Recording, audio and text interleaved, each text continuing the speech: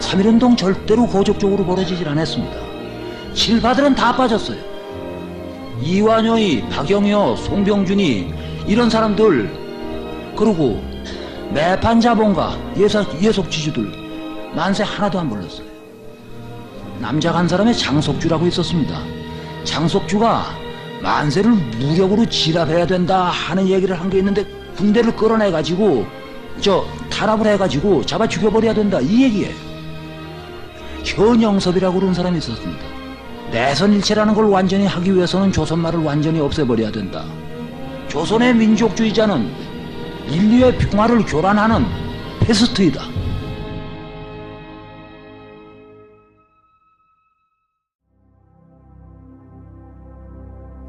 이게 친일파들의 얘기예요. 친일파들이 하는 얘기가 그렇습니다. 다 같은 한국 사람인데 친일하고 싶은 사람이 누가 있느냐. 총독부에서 하도 탄압을 하니까 못 이겨서 했다. 이건 그건 거짓말들이에요. 탄압을 하기 전에 자진해서 했고, 하나를 하라고 그러는데 둘을 했어요. 근데 8월 15일이 됐으면 정신을 차렸어야 될 거 아니냐 말이에요. 외정 때 친일하고 온갖 짓을 다 하던 사람이 독립운동자로 또 둔갑을 해버린다. 이건 도저히 참 이해를 할래야 할 수 없고 용서를 할래야 할 수가 없는 거예요. 해방되고 나서 40년 동안 여러 가지 점에서 친일 세력들이 득세하는 바람에 민족의 가치관을 흐려뜨려 놓고 민족의 정기를 이걸 엉망진창으로 맹글어 놓고 우습지도 않아요.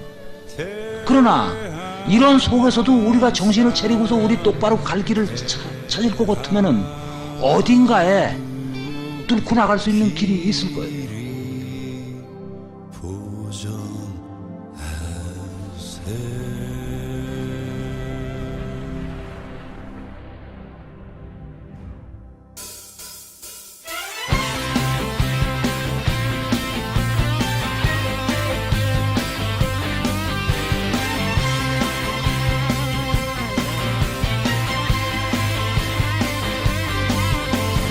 남산의 저 소나무 철갑을 두른 듯 바람서리 불변함은 우리 기상일세.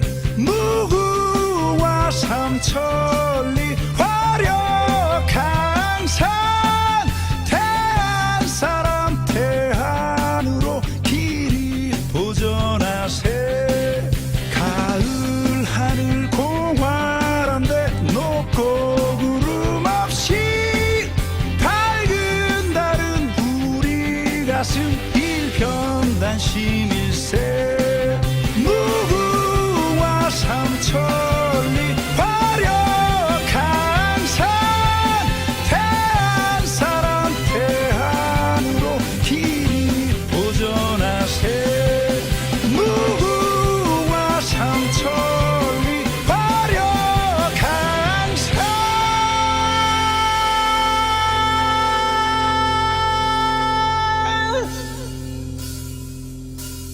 대한 사람 대한으로 길이 보전하세. 시민 여러분들의 열화와 같은 지지와 성원으로 저희들이 18년 동안 준비했던 친일 인명사전을 낸 지 2년이 지났습니다. 백범 김구 선생님 묘소 앞에서 국민 여러분들에게 우리 연구소가 약속드린 친일 인명사전 발간을 보고드렸을 때 감격이 새삼 떠오릅니다. 그 감격으로부터 지금 2년이 지났습니다. 그런데 우리는 지금 어떤 역사 앞에 서 있습니까? 독재 정권에 의해서 친일파들이 도리어 옳았다고 증명하려고 하는 역사, 민주주의를 말살하려는 역사 앞에 우리는 다시 서 있습니다. 이명박 정권 들어서서 역사 분야에서 가장 먼저 추진한 것이 뭐였는지 기억나십니까? 모든 과거사위원회를 없애는 것이었습니다.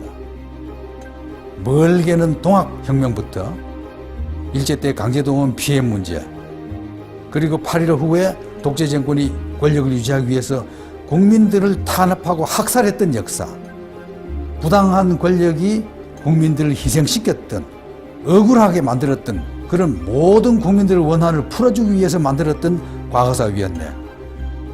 그런데 어떻게 됐습니까? 한나라당이 집권하기 바쁘게 그나마 남아있던 위원회들조차도 연장하는 것을 반대하고 결국은 다 문 닫아버렸습니다. 도리어 국민들은 피가슴에 멍든 상처를 그대로 간직한 채 현 정권은 모든 것을 은폐하기에 바빴습니다. 그 대신 이 수구 세력들이 뭘 했습니까? 건국 60주년 기념 사업을 했습니다.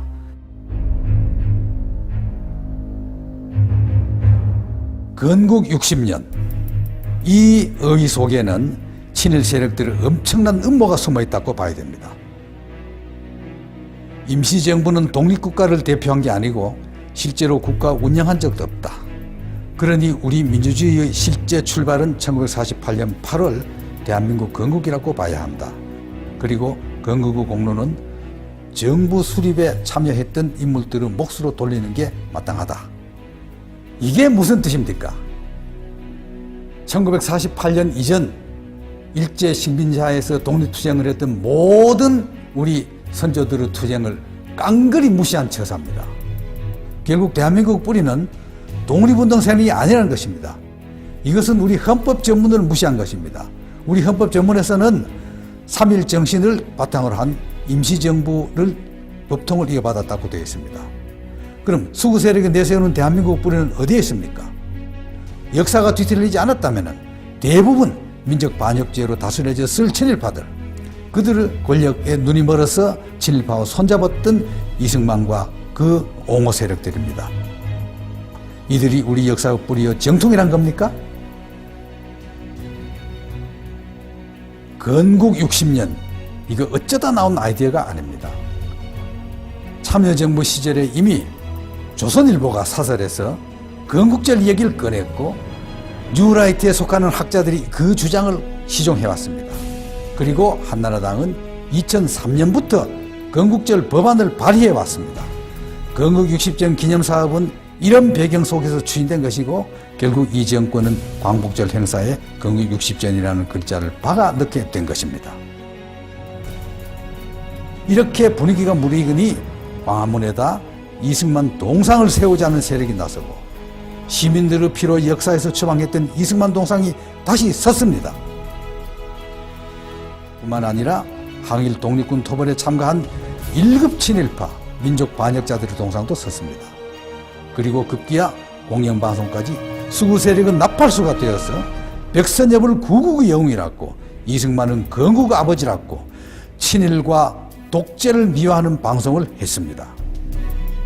그런데 이보다 더 끔찍하고 무서운 일이 있습니다.